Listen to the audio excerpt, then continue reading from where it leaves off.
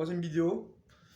Je voulais faire cette vidéo sur une idée que m'a donné quelqu'un dans les commentaires sur les émotions positives, sur la modification de mes émotions depuis que je suis en rétention séminale. Donc là, ça doit faire 201 jours, ouais, ça doit être ça. 201 jours que je suis en rétention séminale, donc ça va faire 7 mois bientôt.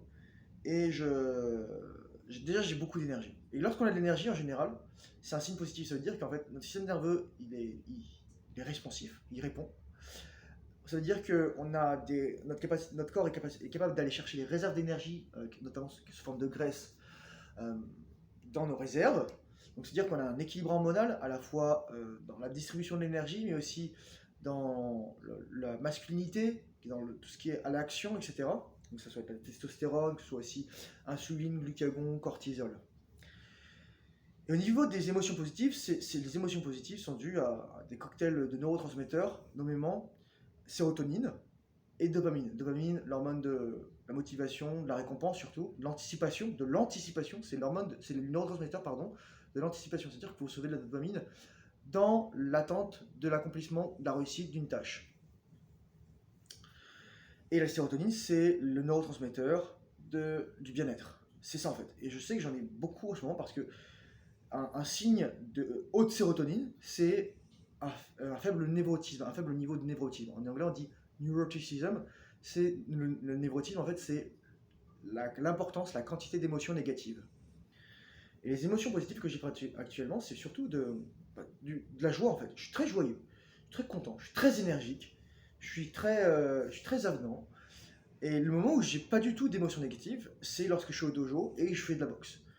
Et en fait, pourquoi c'est comme ça? Parce que je pense que dans nos gènes, très profondément, dans notre cerveau, dans nos cellules, sont engrainées la dimension de la violence, de la délivrance de la violence, de l'exécution de la violence.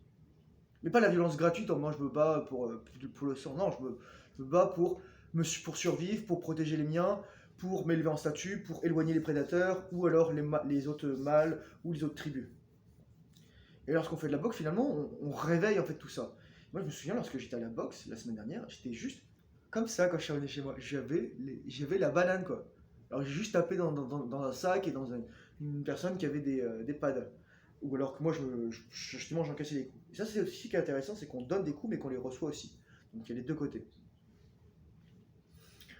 Et ces émotions positives, en fait, elles vont prendre place une fois. Les émotions positives, les émotions plus généralement, je devrais dire, prennent place dans la mesure où elles sont un signal de votre corps. C'est votre corps, c'est votre psyché qui essaye de vous envoyer des choses, de vous dire, es-tu sur la bonne voie? Si tu es sur la bonne voie, émotion positive. Émotion positive mais authentique. C'est pas pseudo-émotion positive, à savoir le plaisir instantané. Non, c'est quelque chose à long terme, c'est quelque chose de pas conflictuel, il n'y a pas plein d'émotions, c'est quelque chose de lisse au niveau énergétique, c'est quelque chose de ok, là t'es bien, je t'envoie la dopamine, je t'envoie de la sérotonine, tac, tac, tac. Ou alors carrément, si vous vouliez avec quelqu'un, je t'envoie de l'ocytocine, le neurotransmetteur du lien, l'hormone du lien. Et ces émotions positives, elles viennent parce que justement, vous n'êtes plus en train de vous vider de votre énergie. Vous n'êtes plus en train de vous vider vos testicules. Je compte faire, je pense, très prochainement une vidéo sur la physiologie et l'anatomie de la rétention. Mais très simplement, en fait, dans vos testicules, entre vos épididymes, c'est-à-dire les endroits où maturent vos spermatozoïdes, qui sont d'abord des spermatocytes, donc il faut environ 2 mois, puis ensuite, ce qui tiennent pleinement des spermatozoïdes matures, il faut encore 2 à 4 mois, tout ça. Ça prend du temps de maturer pour les spermatozoïdes. Il y a des cellules qui s'appellent les cellules de Leydig, L-E-Y-D-I-G. Et c'est dans ces cellules que la testostérone est transformée, que la testostérone est créée. Et ce sont vos mitochondries qui, justement, vont transformer le cholestérol en testostérone. Ce qui est super intéressant en fait. Moi je pensais que c'était à l'intérieur de la cellule. Non, c'est carrément la mitochondrie en fait qui fait ça. C'est pas dans le cytosol. Je vous rappelle que la mitochondrie, son but à la base, c'est de transformer les substrats en énergie, notamment le gras ou le glucose, ou de recevoir aussi les acides aminés pour les ajouter dans le cycle de Krebs. Mais je ne savais pas aussi qu'elles avaient ces fonctions de transformation des substrats. Et c'est pour ça qu'en fait, il y a une relation très proche entre la testostérone et la production de spermatozoïdes. Et de l'autre côté aussi, l'importance de la rétention des spermatozoïdes qui vont justement rétroactivement augmenter la testostérone. Parce que plus il y a de spermatozoïdes, plus il faut de testostérone pour exprimer pour les produire, pour exprimer leurs traits masculins, etc. Et pour tout ce qui est génétique. Et je voulais terminer là-dessus, juste dire, parce que j'en ai marre de la désinformation. Il y a un mec qui me disait, non mais on éjacule, c'est normal, c'est pour évacuer les spermatozoïdes morts. Je fais, pardon? Comment tu sais que quand t'éjacules, c'est que c'est des spermatozoïdes morts? Enfin, je veux dire, voilà, est-ce que t'as fait le tri là? Les gars, les spermatozoïdes, ça fait quelques nanomètres, enfin des dizaines, des centaines de nanomètres. C'est tout petit, les spermatozoïdes. Et vous croyez vraiment que vous allez prendre une aiguille et commencer à les trier avec une pince à épiler? Je fais, non.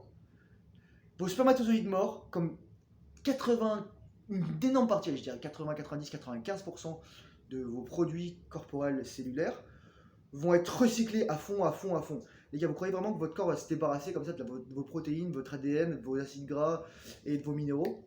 Non, les gars, enfin, vous voyez comment vous sentez après avoir éjaculé, vous êtes vide, vous êtes mort, vous êtes dépressif, vous êtes fatigué, vous êtes instable émotionnellement. Vous le savez quand vous retenez, les gars.